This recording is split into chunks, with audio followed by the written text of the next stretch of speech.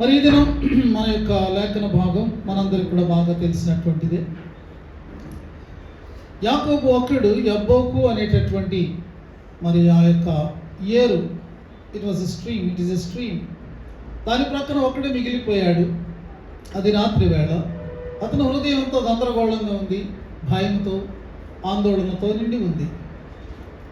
మరి అంతకుముందే దానికి ముందు రోజు మహనయీం అనేటువంటి స్థలాన్ని, ఆ యొక్క ప్లేస్ని వారు క్రాస్ చేసిన తర్వాత యాకోబు ఏం చేశాడంటే కొంతమంది తన సేవకులను మరి అతను పంపించాడు ఒక ఎంక్వైరీ చేయడం కోసం.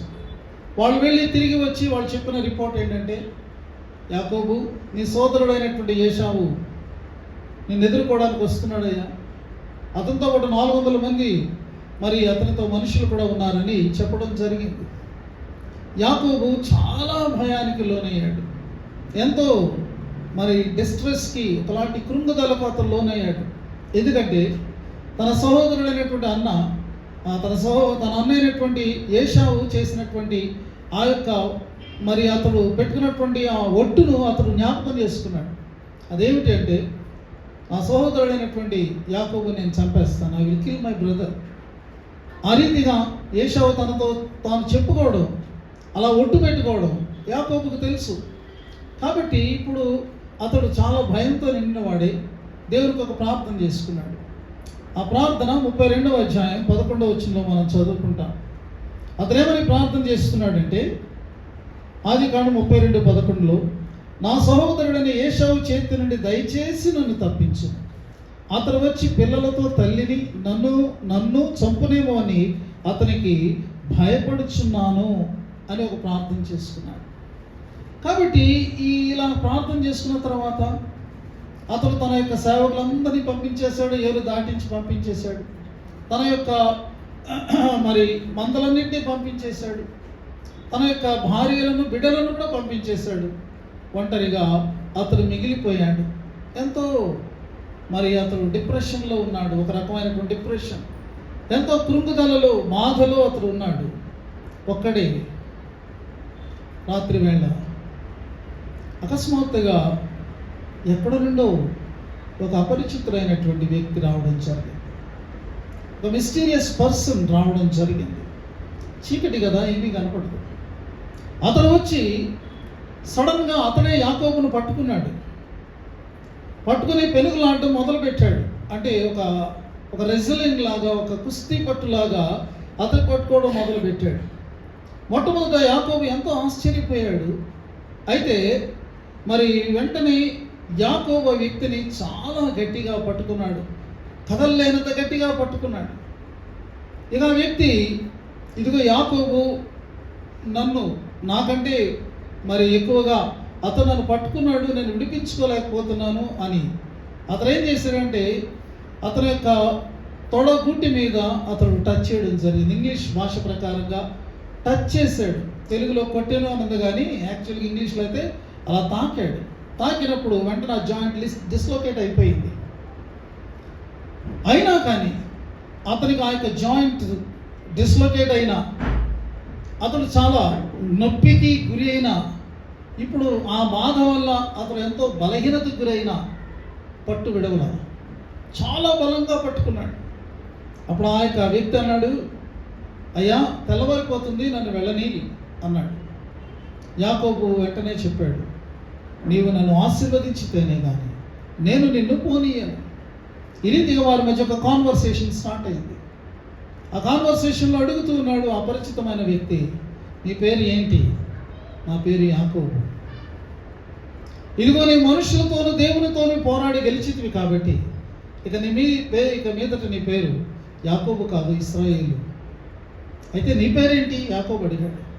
నా పేరు ఎందుకు నువ్వు అడుగుతున్నావు అని చెప్పి అతనిని ఆశీర్వదించి అపరిచితంగా వచ్చిన వ్యక్తి అతడు అదృశ్యమైపోయాడు. ప్రియమైనటువంటి వారులారా, ఈ యొక్క మరి సంఘటన అంతటినీ మనం చూసినప్పుడు మనకి ఏమర్థమవుతుంది అంటే, really it was a strange wrestling match. అదేంటి అంటే ఒక వింత అయినటువంటి ఒక మ్యాచ్ లాగా, లేకపోతే ఒక పెరుగులాటలాగా, ఒక కుస్తీ పోటీలాగా అది మనం కనబడుతున్న సందర్భాన్ని మనం చూస్తాం. ఈ యొక్క ఫైట్ని ప్రారంభించినటువంటిది యాకోబు కాదు, వచ్చినటువంటి ఆ యొక్క అపరిచితమైనటువంటి ఆ వ్యక్తి అని మనకు ఆ లేఖనాల ప్రకారంగా అర్థమవుతూ ఉన్నది. అయితే ఇది చాలాసేపు సాగింది, హోల్ నైట్, తెల్లవారి వరకు సాగుతూ ఉంది. ఎన్ని గంటలు సాగిందో మనకు తెలియదు. అయితే ప్రియమైన వారులారు, మరి ఈ యొక్క పోటీని మనం చూసిన ఒక పోటీలాగా మనం దీన్ని ఎంచుకుంటే, ఈ పోటీని మనం చూస్తే ఇది గెలుపు కోసం పోరాడుతున్నట్లు లేదు. ఎలాగైనా అవతల వ్యక్తిని మట్టి కనిపించి నేను విజయం సాధించాలి అనేటటువంటి దృక్పథం ఇది కొనసాగుతున్నట్టుగా లేదు.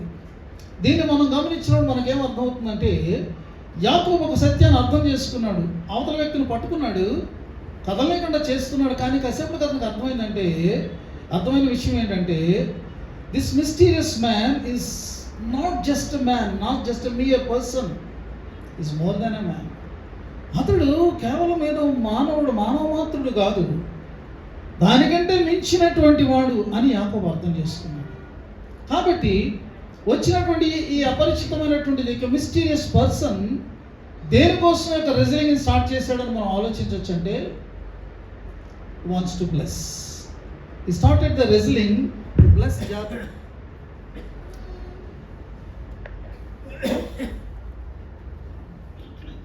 ఏదైనా ఉందా?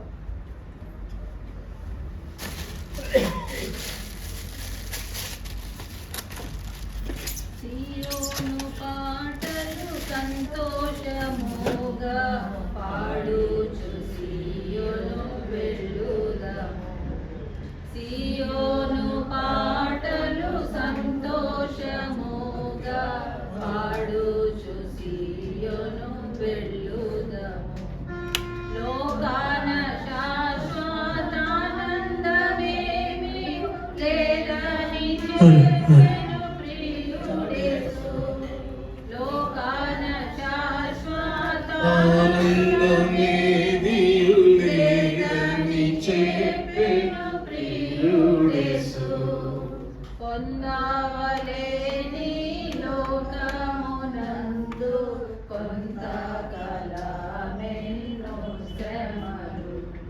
పొందవలేని లోకమునందు కొంతకాలమెన్నో శ్రమలు. సియోను పాటలు సంతోషముగా పాడుచు సియోను వెళ్ళుదము. చాలండి, చాలా సంతోషం. సరైనటువంటి చరణం పాడారు.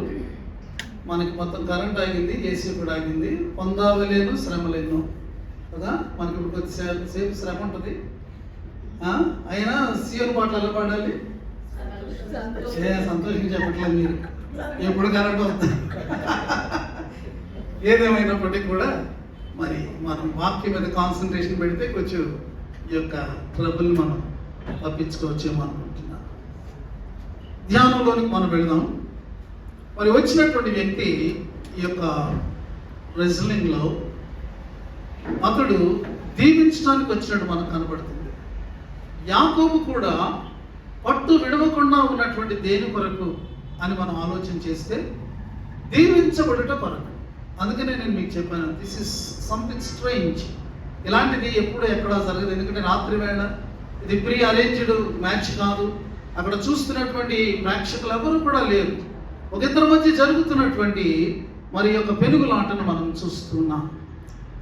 యాకోబును మనం చూసినప్పుడు ప్రియమైనటువంటి వాళ్ళారా, అతడు ఈ యొక్క ఛాన్స్ని మిస్ చేసుకోవడానికి ఇష్టపడ్డాడు.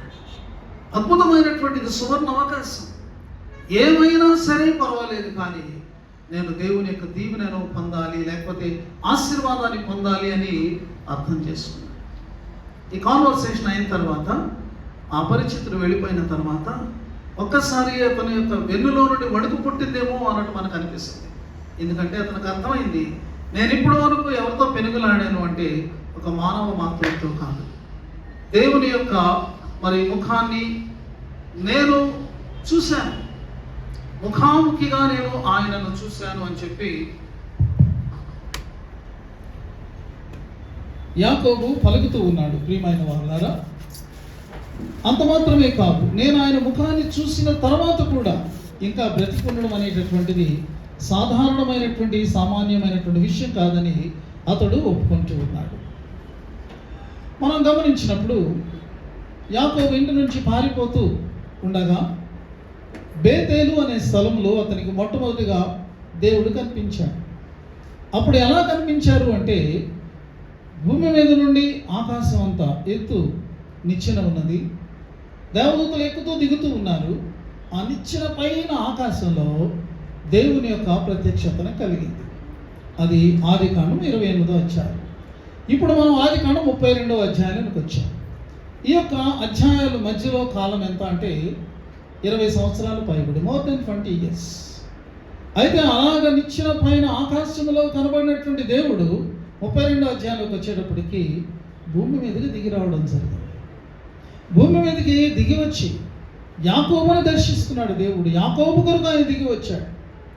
దిగి వచ్చిన దేవుడు మరి యాకోబును దర్శించుట, యాకోబును ఆయన తాకుట, యాకోబును పట్టుకునుట, యాకోబుతో మాట్లాడుట, అంతిమంగా యాకోబును దీవించుట మనము చూస్తూ ఉన్నాము. ప్రియమైనటువంటి వారులారా, మన జీవితంలో కూడా దేవుడు మనతో ఒకవేళ ఇలాగ రెజ్లింగ్ చేస్తున్నాడేమో. చాలాసార్లు మనం మరి దానిని గ్రహించలేని వారంగా, దైవ సంబంధమైనటువంటి అనేకమైనటువంటి విషయాల్ని మనము వాయిదా వేసే వారంగా మనం ఉంటూ ఉంటాము. ఇప్పుడు కాదు, నాకు నేను రిటైర్ అయిన తర్వాత, ఇప్పుడు కాదు, యవన ప్రాయంలో కాదు, యవన ప్రాయం అంతటి నేను ఎంజాయ్ చేసిన తర్వాత, నేను పెద్ద అయ్యాక, లేదు నేను వృద్ధాప్యం వచ్చిన తర్వాత ఇక దైవికమైనటువంటి వాటిలో నేను ఉంటాను. ఈ రీతిగా దేవుని యొక్క ప్రేరణలు మనకు బలంగా కలుగుతున్నప్పటికీ కూడా మనం వాటిని వాయిదా వేస్తూ వస్తున్నాం. మేము యాకోబుతో దేవుడు పెనుగులాడినట్టు మనతో కూడా పెనుగులాడుతూ ఉన్నాడు. మనుష్యులు ఈ పెనుగులాటలో ఏ రీతిగా అయినా దేవుణ్ణి తప్పించుకోవాలని, లేకపోతే దేవునిని ఓవర్ పవర్ చేయాలని చాలా ప్రయత్నాలు చేస్తూ ఉంటారు. అలాంటి ప్రయత్నాలు మనం గమనించినప్పుడు తమ లాజిక్ను వాడుతూ ఉంటారు. దేవుడైతే ఎలాగ ఎందుకు ఉంటుంది, దేవుడంటే అలా ఎందుకు జరుగుతుంది, లేకపోతే తమ యొక్క జ్ఞానాన్ని ఉపయోగిస్తూ ఉంటారు, లేకపోతే దేవునితో దైవ సంబంధమైనటువంటి వారితో వాళ్ళు వాదోపవాదాలు చేస్తూ ఉంటారు. ఈ ప్రయత్నాలన్నీ ఎందుకో తెలుసా? Just to avoid God in their life. ఏదో రీతిగా దేవుణ్ణి మించిపోయి దేవుడు కాదు అన్నట్టుగా చేయడం కోసం. యాకోబు జీవితంలో అది కొన్ని గంటలు మాత్రమే ఆ యొక్క రెజ్లింగ్. కానీ అనేక మంది జీవితాల్లో గంటలు దాటిపోయినాయి, వారాలు దాటిపోయినాయి, నెలలు దాటిపోయినాయి, సంవత్సరాలు దాటిపోతూ ఉన్నాయండి. సంవత్సరాలు దాటిపోతూ ఉన్నాయి. దేవుడు పెనుగులాడుతూనే ఉన్నాడు. మనుషులు లోబడని వారుగానే అలాగే ఉండిపోతూ ఉన్నారు. అంతిమంగా ఈ పెనుగులాట యొక్క మరి ఉద్దేశం ఏమిటి అని మనం ఆలోచన చేస్తే, యాకోబు జీవితాన్ని చూస్తే దేవుని యొక్క ఆశీర్వాదం. God wants to bless. This is the ultimate purpose of this wrestling. కాబట్టి ఒకవేళ మీ జీవితంలో, ఎవరి జీవితంలో అయినా సరే ఈ రీతిగా దేవుడు పెనుగులాడుతూ ఉన్నాడు నాతో అని తెలుస్తున్నప్పుడు, దేవుడు నన్ను ప్రేరేపిస్తున్నాడు అని తెలుస్తున్నప్పుడు, సంగమా, it's better to submit to him.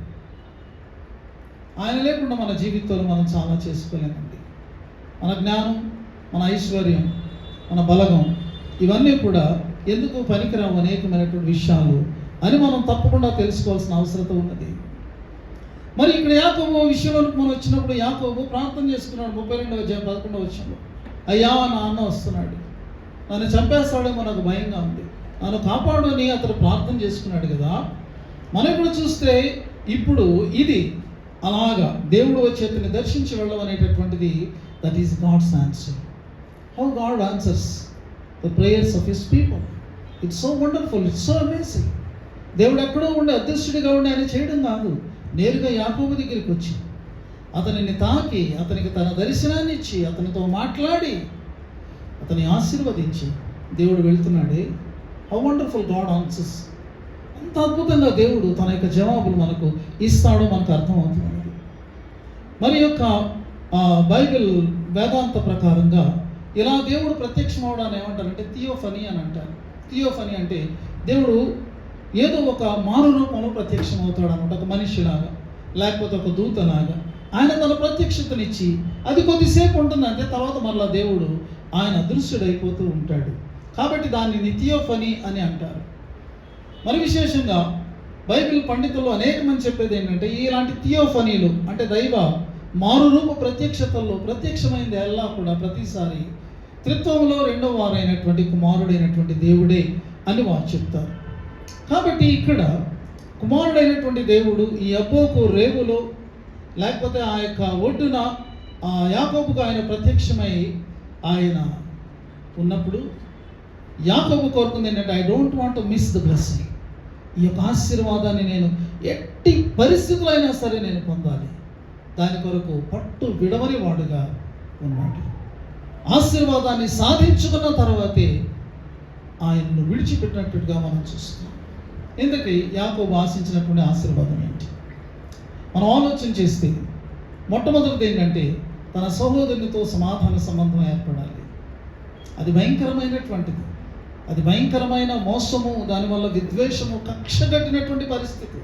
కనపడితే పొడి చేస్తాడేమో. ఎందుకంటే అంత గాయం ఏశావు కలిగింది యాకోబు వల్ల. కాబట్టి అలాంటి ఏశావుతో ఒక సమాధాన సంబంధం ఏర్పడాలి. రెండవది ఏంటంటే, తన కుటుంబం అక్కడికి వెళ్ళిన తర్వాత అది చక్కగా స్థిరపడాలి. యాకోబు కుటుంబం మన కుటుంబాలుగా చిన్న కుటుంబం కాదు. అదొక పరివారం ఉన్నది. భార్యలు, కుమారులు, అనేక మంది సేవకులు, వందల కొలది అతనికి పశువులు ఉన్నాయి, గుడారాలు ఉన్నాయి. కాబట్టి to establish his own clan, తన యొక్క కుటుంబాన్ని, తన యొక్క పరివారం అంతటి అతను స్థిరపరచుకోవాలి. మూడవది ఏంటంటే, వాగ్దాన భూమిలోనికి వెళ్ళి అక్కడ అతడు స్థిరపడాలి, to settle in the promised land. నాలుగవది ఏంటంటే, దేవుడు అతనితో నిబంధన చేశాడు. అలాగే దేవుడు అతని విషయంలో ఒక ప్లాన్ని, ఒక పర్పస్ని కలిగి ఉన్నారు. కాబట్టి ఇవన్నీ కూడా తన ద్వారా, తన కుటుంబం ద్వారా నెరవేర్పు పొందాలి. ఇలాంటివి నెరవేరాలంటే దేవుడు ఉంటే తప్ప ఏ మనిషి తన సొంతంగా చేసుకోలేడు. కాబట్టి this is the blessing Jacob was desiring from God. ప్రియమైనటువంటి వారులారా, మరి ఒక వ్యక్తి జీవితంలో దేవుని ఆశీర్వాదం లేనప్పుడు ఆ వ్యక్తి ఎలా ఉంటాడో తెలుసు. దేవుని యొక్క ఆశీర్వాదకు నిశ్చయిత లేనటువంటి వ్యక్తి యొక్క జీవితం ఎలా ఉంటుందో తెలుసా? అతడు తను కాపాడుకోవడానికి ప్రయత్నాలు చేసుకుంటూ ఉంటాడు.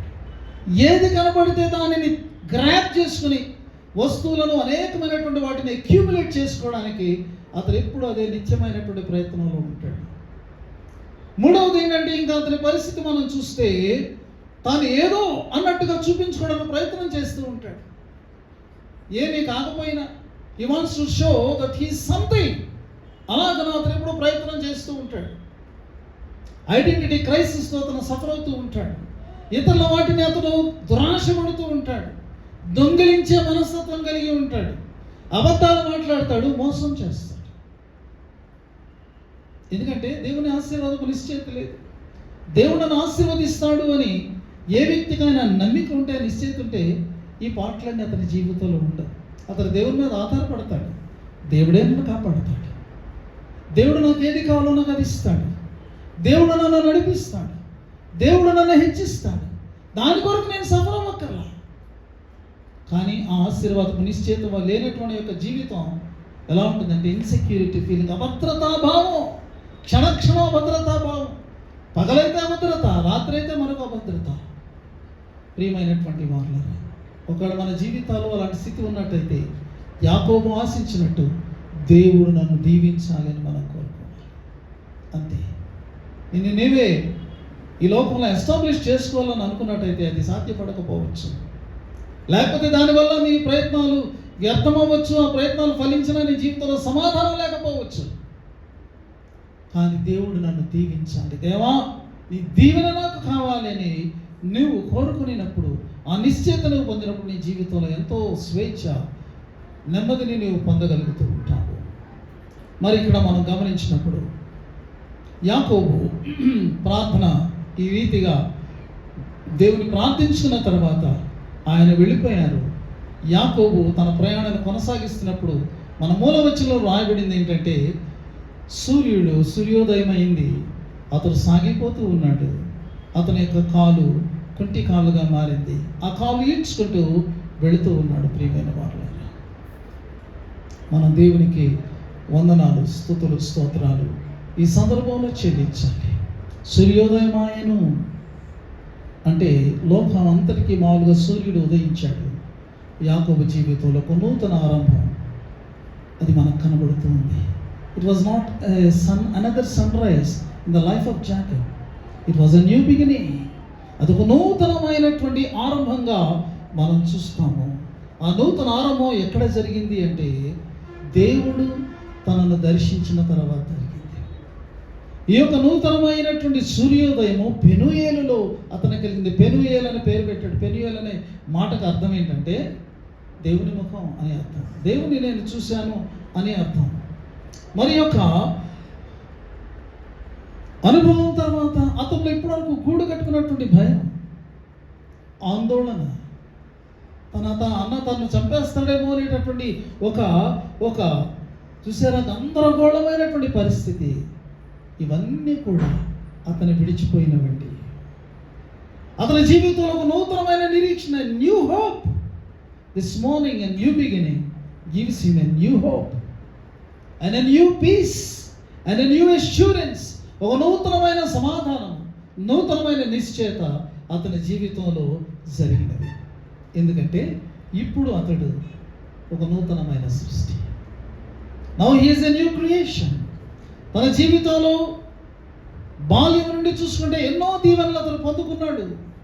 కానీ ప్రియమైన వారులారా, తన జీవితంలో నూతనమైన ఆరంభం మాత్రం ఇప్పుడే అది ప్రారంభమైందని మనము చూస్తూ ఉన్నాము. మరి దీనినే మనం ఏమనొచ్చు అంటే క్రొత్త జన్మ అనుభవం అనొచ్చు, బోర్న్ అగైన్ ఎక్స్పీరియన్స్ అని మనం అనొచ్చు. ఈరోజు మన యొక్క పత్రిక లేఖన భాగాన్ని మనం చూస్తే పేతురు తన మొదటి పత్రికలో 3వ అధ్యాయంలో ఒక చక్కని విషయాన్ని వ్రాస్తూ మనం దేవుని ఎందుకు స్తుతించాలో అతడు చెప్తున్నాడు. పేతురు రాసిన మొదటి పత్రిక 1వ అధ్యాయం 3-4 వచనాలు నేను చదువుతున్నాను చూడండి. మన ప్రభువు యేసుక్రీస్తు తండ్రి అయిన దేవుడు స్తుతింపబడును గాక. మృతులలో నుండి యేసుక్రీస్తు తిరిగి లేచటం వలన జీవముతో కూడిన నిరీక్షణ మనకు కలుగునట్లు, అనగా అక్షయమైన దీవు, నిర్మలమైన దీవు, వాడబారని దీవు నాయన స్వాస్థ్యం మనకు కలుగునట్లు ఆయన తన విశేష కనికరము చొప్పున మనలను ఏం చేశారండి? మరలా జన్మింప చేసెను అనే మాట. ఈస్టర్ తర్వాత 5 ఆదివారాలు ఉంటాయి. ఈ 5 ఆదివారాలకు కూడా ప్రతి ఆదివారానికి ఒక్కొక్క పేరు ఉంటుంది. ఈ మొదటి ఆదివారానికి ఉన్నటువంటి పేరు ఏంటంటే లాటిన్ భాషలో క్వాసిమోడో జెనిటీ అనే పేరు ఇవ్వబడింది. దీని అర్థం ఏంటంటే క్రొత్తగా జన్మించిన శిశువులను పోలిన వారై. అది రిజరక్షన్ అనేటటువంటిది మానవాళికి ఏమి అనుగ్రహించింది? పేతురు చెప్తున్నాడు, ఇదిగో యేసుక్రీస్తు మృతులలో నుండి లేచడం వల్ల దేవుడు తన విశేష కనికరమ చొప్పున అలా యేసుక్రీస్తు లేచడం వల్ల మనల్ని మరలా జన్మింపచేశాడు. Resurrection gives us new birth and a new life. నూతనమైనటువంటి జన్మ, నూతనమైనటువంటి జీవితం. మనం ఏమనుకుంటామంటే బోర్న్ అగైన్ అనేటటువంటి మాట అది వేరే డెనామినేషన్, వేరే గ్రూప్కి సంబంధించిందా? మనకు సంబంధం లేదు. అబ్బా మన ముందు నుంచి ఎవరు చెప్పారండి మీకు? ఇలా అనుకోవడానికి ఎవరిచ్చారు? యేసు ప్రభు స్వయంగా తన నోటితో చెప్పారు. ఒకడు కొత్తగా జన్మించితేనే కానీ వాడు దేవుని రాజ్యంలో ప్రవేశించలేడని అసలు ఏమీ తెలియనోడికి చెప్పారా? ధర్మశాస్త్ర పండితులైనటువంటి యూదా మతంలో చెప్పబడే దేవుని గురించి లోతుపాతులన్నీ తెలిసినటువంటి నికోదేముతో చెప్పారు. ఇక్కడ పేతురు మళ్ళా దాన్ని రాస్తున్నాడు. యేసుక్రీస్తు ప్రభువు యొక్క పునరుద్ధానం వలన ఆ విశేషమైన కనికరము మనకు నూతన జన్మనిచ్చింది అని అంటాడు. చూసారా? కాబట్టి ప్రియమైనటువంటి వాళ్ళరా, మనము ఆలోచన చేస్తే ఇప్పటి నుండి కూడా ఇతని పేరు నో మోర్ జాకబ్. జాకబ్ అని అర్థం తెలుసు కదా? అతడు తన సహోదరుని మడిని పెట్టుకుని వాడిని వెనకాగేసి ముందుకు వచ్చేయాలనుకున్నాడు అనమాట. అది కదండి అర్థం. అంటే మోసగాడు ఈజీగా. కానీ ఇప్పుడు అతనికి ఇవ్వబడినటువంటి పేరు ఏంటంటే ఇశ్రాయేలు. దేవుడు పెట్టారు ఈ పేరు కదా. ఇశ్రాయేల్ అంటే అర్థం ఏంటి? మామూలుగా ఆ వాక్యాన్ని మనం ట్రాన్స్లేట్ చేస్తే వచ్చేటటువంటిది ఏంటంటే దేవునితో ఏలువాడు అని. కానీ ఏమి రాశారంటే ఎప్పుడు కూడా దేవుడు సబ్జెక్ట్గా ఉంటారు కానీ ఆబ్జెక్ట్గా ఉండాలంట. కాబట్టి అస్సలైనటువంటి ఇశ్రాయేలు అని అర్థం ఏంటో తెలుసా? గాడ్ రూల్స్, దైవ పాలన. ఇప్పటి నుండి కూడా యాకోబు జీవితంలో ఆరంభమైంది ఏంటంటే దైవ పాలన.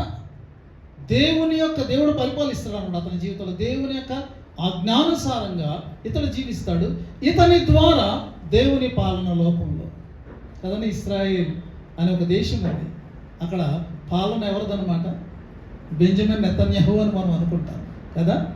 కాదు. God rules. God is sowing his power, his majesty, his glory. మనం దాన్ని ఆలోచించాలి. ఫ్రమ్ జాకబ్ టు ఇజ్రాయేల్ అనేటటువంటిది మనము చూస్తున్నాం ప్రియమైనటువంటి వాళ్ళు. ఇప్పుడు ఈ నూతనమైనటువంటి అనేకమైన విషయాలతో పాటు యాకోబుకు నూతనమైన ధైర్యం వచ్చేసింది. ఇప్పుడు నేను లోకంలో దేనినైనా ఎదుర్కోగలను. I can face anything. Even my brother who made a note to kill me, నన్ను చంపడానికి ఒట్టు పెట్టుకున్నటువంటి నా సహోదరునైనా నేను ఎదుర్కోవడానికి సిద్ధమే. అంతటి ధైర్యం వచ్చేసింది. చూసారా? న్యూ క్రియేషన్ అంటే అదండి అర్థం. బోర్న్ అగైన్ ఎక్స్పీరియన్స్ అంటే మన యాకోబు జీవితంలో చూస్తున్నాం ఎలాంటి నూతనత్వం అతని జీవితంలో వచ్చింది. మరి దీనంతటి ఫలితం ఏంటి అని మనం ఆలోచన చేస్తే మనకు అద్భుతంగా కనబడుతుంది. ఆదికాండం 33వ అధ్యాయంలో మనం చూస్తాం. సాగిపోతున్నటువంటి యాకోబు కన్నులెత్తి చూచినప్పుడు ఏశావును అతనితో 400 మంది మనుష్యులను వచ్చుచుండెని. They are coming.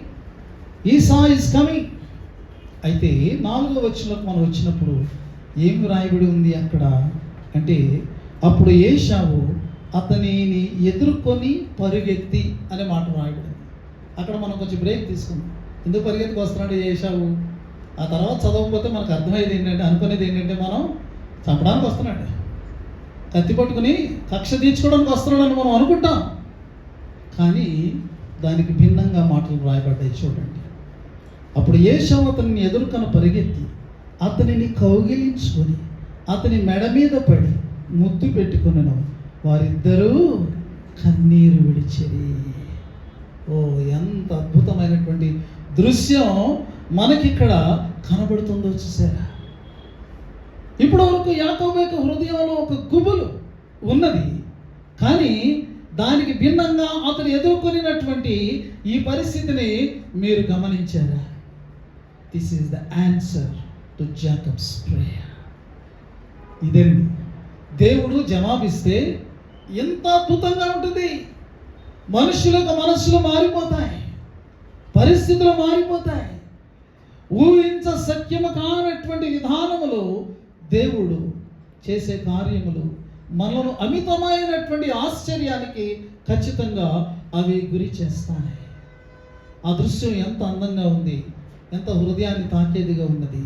అన్నదమ్ములు ఇరువురు కూడా ఒకరినొకరు కౌగిలించుకొని వారు ముద్దు పెట్టుకొని వారు కన్నీరు కారుస్తూ ఉన్నారు.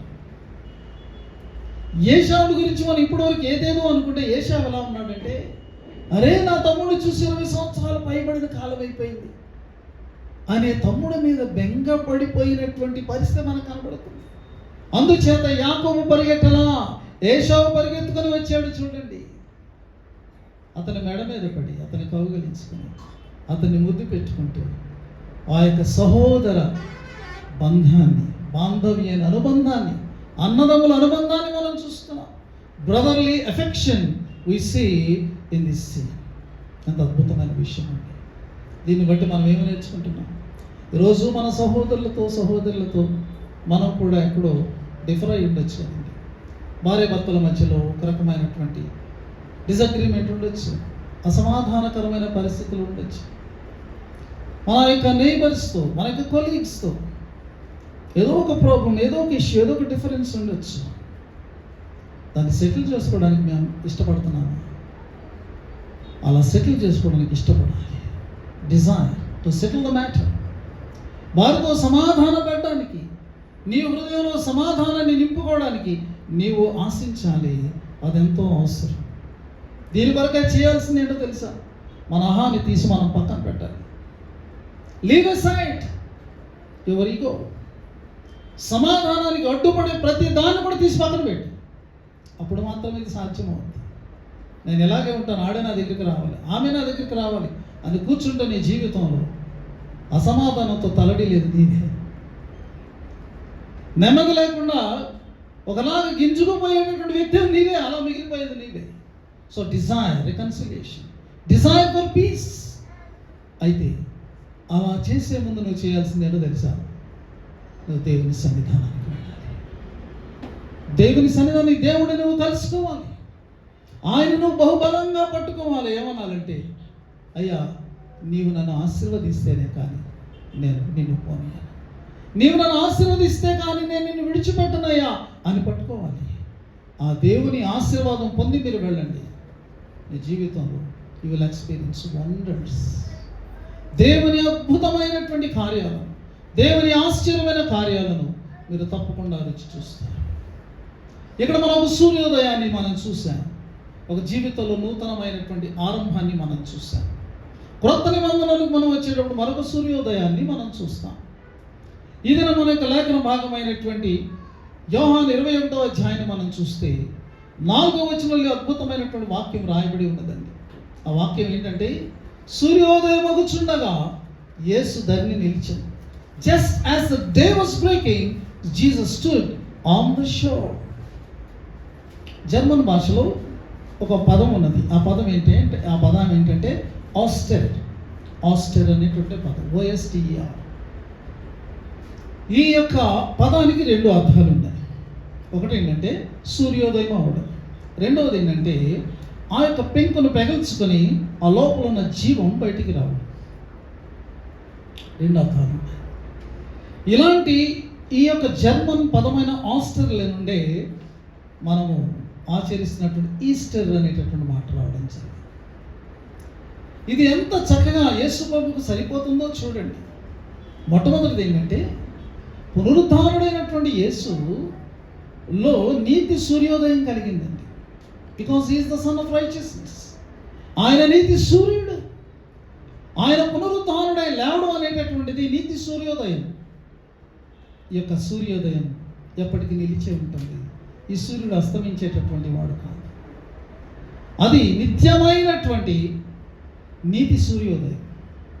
రెండవది ఏంటంటే, ఇదిగో ఆ యొక్క జీవము పెంకుని పెగల్చుకుని అది బయటకు వస్తుంది అని మనం చెప్పినట్టుగా యేసు మరణాన్ని జయించి ఆ యొక్క సమాధిని పెగల్చుకొని ఆయన సజీవుడిగా బయటికి రావడం జరిగింది.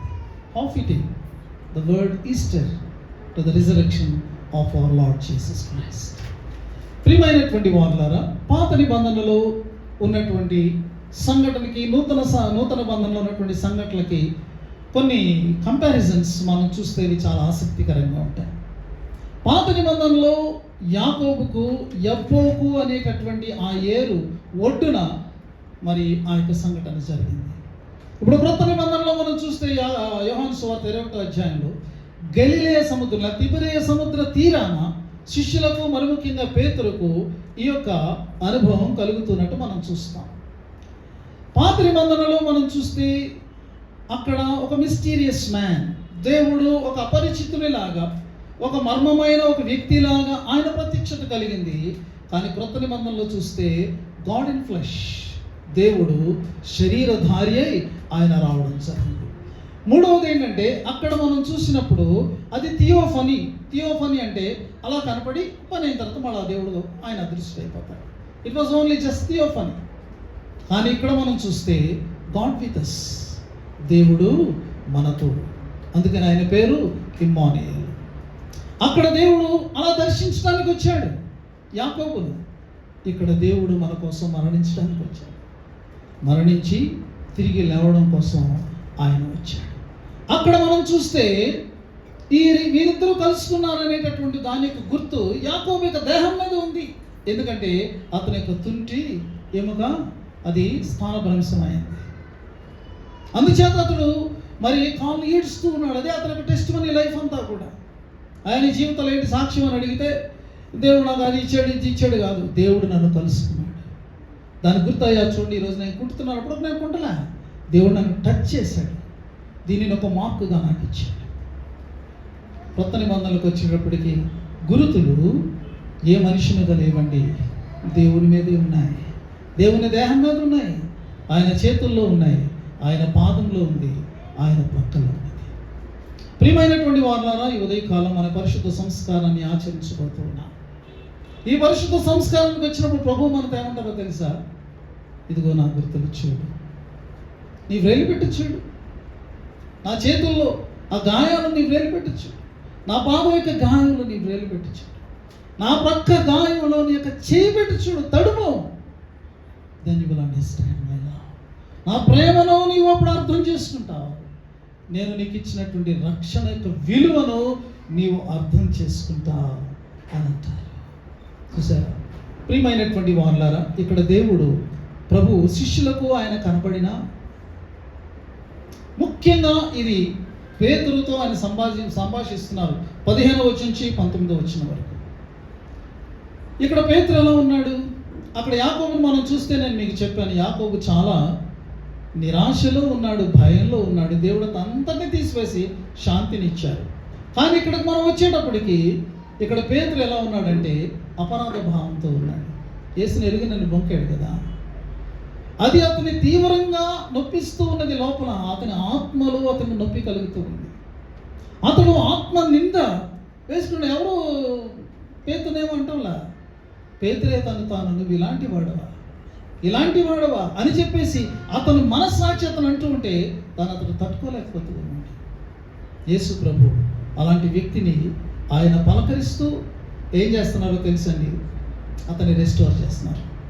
Lord is restoring his disciple. ఏం చేస్తూ ఉన్నారు? ఆయన అద్భుతమైన అవకాశం ఇచ్చారు. 3 సార్లు తన యొక్క ప్రేమను ప్రకటించుకోవడానికి దేవుడు అతన్ని ప్రశ్నించారు. యోహాను కుమారుడైన సీమోను, do you love me, do you love me, do you love me? 3 సార్లు అతను అన్నాడు, ప్రభువా నేను నిన్ను ప్రేమిస్తున్నానయ్యా, నేను నిన్ను ప్రేమిస్తున్నానని నీకే తెలుసా, ఇంకా నేనేం చెప్పలేను అన్నట్టు. ఆ రీతిగా దేవుడు తన పట్ల పేతురు ప్రేమను ప్రకటించేటట్టుగా అవకాశం ఇచ్చి అతన్ని మరలా పునః ప్రతిష్ఠించుకున్నారు తన యొక్క సేవకులు. So resurrection, restoration and rededication. Resurrected Lord restored Peter and rededicated him for his own service.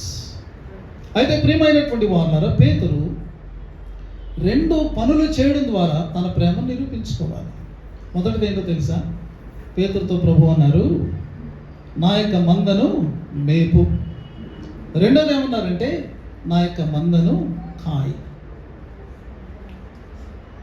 నేను వాక్య యొక్క చివరిలోకి వచ్చేసాను.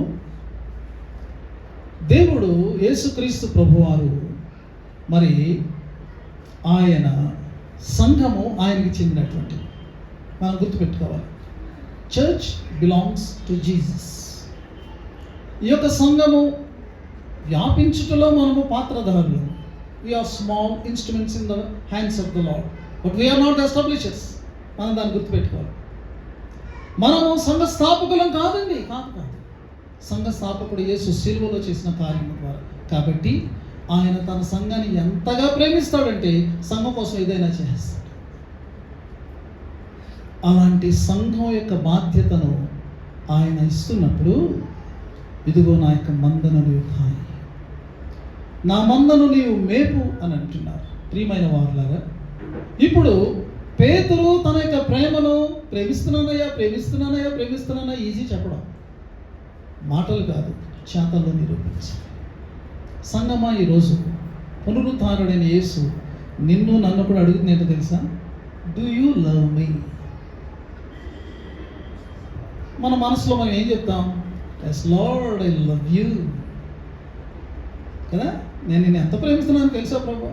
పొద్దున్నే లేచి ప్రార్థన చేసుకుంటా, అన్నం తినే ముందు ప్రార్థన చేసుకుంటా, రాత్రి పడుకునే ముందు ప్రార్థన చేసుకుంటా, బయటికి వెళ్ళి ఈ ప్రార్థనలన్నీ నీ స్వార్థం కోసం, నిన్ను కాపాడాలని కదా. మనందరం అంతే. It is not the love. సరే, నీవు నన్ను ప్రేమిస్తే నీ ప్రేమను నిరూపించుకునే జీవితకాలం అంతా. మొట్టమొదటిది ఏంటంటే, నా మందను కాయి. ఇది సంఘంలో ఉన్న ప్రతి విశ్వాస యొక్క బాధ్యత. ప్రియమైనటువంటి వారులారా, మందను కాయి అంటే ఏంటి అర్థం అంటే, strive for the welfare of the church. సంఘం యొక్క మరి అభివృద్ధి కోసము నీవు నిరంతరము శ్రమించు. అది మనందరి యొక్క బాధ్యత కూడా. దీని కొరకు ఏం చేయాలంటే ఒకరి పట్ల ఒకరు మనకు ప్రేమ భావాన్ని మనం కలిగి ఉండాలి. ఒకరి పట్ల ఒకరు మనం శ్రద్ధ వహించుకునే వారంగా కేరింగ్ అనేటటువంటిది మనకు ఉండాలి. ఒకరి పట్ల ఒకరు మనం కన్సర్న్ కలిగినటువంటి వారంగా, మనసు కలిగినటువంటి వారంగా ఉంటాం. అప్పుడే సంఘము క్షేమము కలిగినటువంటిదిగా, అభివృద్ధి పొందేటటువంటిదిగా ఉంటుంది. This is tending the sheep, కాయడం. రెండవది ఏంటంటే ఫీడింగ్ ద ల్యాండ్స్. నా యొక్క గొర్రెలను నువ్వు మేపు అని అన్నాడు. ఈ బాధ్యత ఎవరో వాక్యం చెప్పేవాళ్ళు అని అనుకుంటారు చాలామంది. కాదు. It is the responsibility of each and every person who says I love you Jesus. దీని కొరకు మనం ఏం చేయాలి? Work for the edification of the church. సంఘము క్షేమాభివృద్ధి పొందాలి ఆత్మీయంగా. అంటే దీని కొరకు నువ్వేం చేయాలి? దేవుని యొక్క వాక్యాన్ని నీ ప్రక్కవాడితో మాట్లాడుతూ ఉండాలి. ప్రసంగం చేయడం కాదు. నీ ప్రక్కవాడు దేవుని వాక్యానుసారంగా జీవిస్తున్నాడా లేదా అనేటటువంటి విషయంలో నీవు శ్రద్ధ వహించాలి. You have to pray for your co believer. వాళ్ళ కొరకు నువ్వు ప్రార్థన చేయాలి. Encourage them in their faith life. వారి యొక్క విశ్వాస జీవితంలో నీవు వారిని ప్రోత్సహించు. This is edifying the church. కాబట్టి ప్రియమైనటువంటి వారులారా, ఈ ఉదయ కాలం క్రీస్తును ప్రేమించేవారుగా, పునరుత్థానమైనటువంటి యేసుక్రీస్తు ప్రభు యొక్క ప్రత్యక్షతను పొంది ఆయన పట్ల మన ప్రేమను ప్రకటించేవారుగా, దాన్ని మనం నిరూపించుకోవాలి అంటే ఈ రెండు పనులు మనం తప్పకుండా చేసి తీరాల్సింది. నేను చాలా భక్తులు, ఎవరితో నాకే సంబంధం లేదు. వెళ్తాను, దేవుడు దండం పెట్టుకున్నాను, ప్రార్థన చేస్తాను, కానుక ఇచ్చేసి వచ్చేస్తాను. ఆయన అంటాడు, నీ జీవితం ఇంటి. You have to care for the person who is sitting beside you, behind you. నీ ప్రక్కన, నీ వెనక, నీ ముందు కూర్చొని ప్రతి ఒక్కరూ మనందరం కూడా ఆయన సంఘమైనప్పుడు దీని కొరకు మనం చేయాలి. Strive for the welfare and work for the edification. కాబట్టి ఇటు సమర్పణతో మనం ముందు కొనసాగిపోదాం. పరిశుద్ధాత్మ దేవుడు మన వెనుకలో ఈ వాక్యాన్ని ఫలింపచేయునుగాక. ఆమేన్. సమస్త జ్ఞానం గురించిన దేవుని సమాధానం యేసు క్రీస్తువుల మీ హృదయములకు తలంపులకు కావలి.